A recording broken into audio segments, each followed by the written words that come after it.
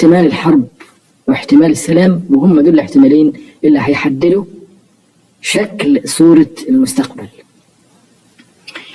لو حصلت الحروب المرة دي ما هياش هتكون حروب عادية، لأن الأسلحة نفسها فظيعة.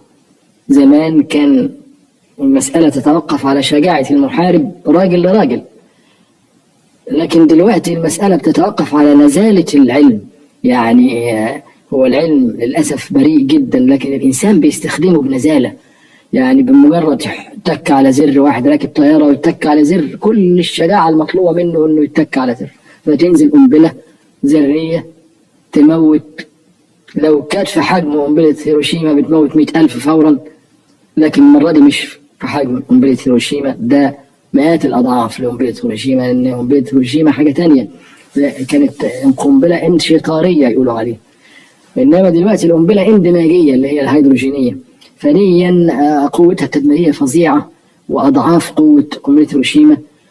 الموت الفوري هيبقى 1,000,000 على الأقل، وبعد كده الموت البطيء بالسرطان والتشوهات وإلى آخره، بالإضافة للدمار والإحراق والإهلاك. وبعدين يقول لك إن الموجود مخزون الأنابل الذرية يكفي لتدمير الكرة الأرضية عدة مرات.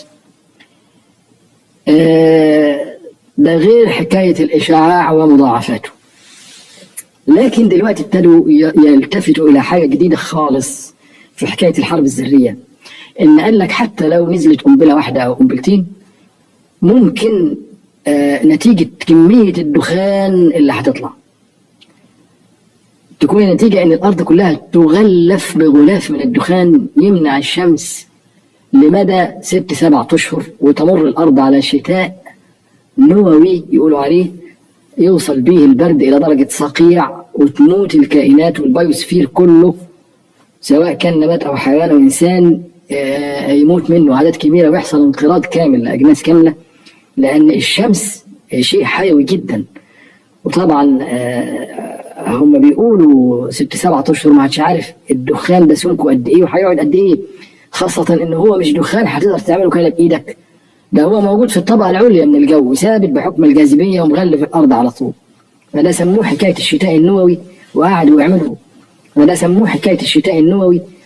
يعملوا دراسات ليل نهار على حكاية الشتاء النووي.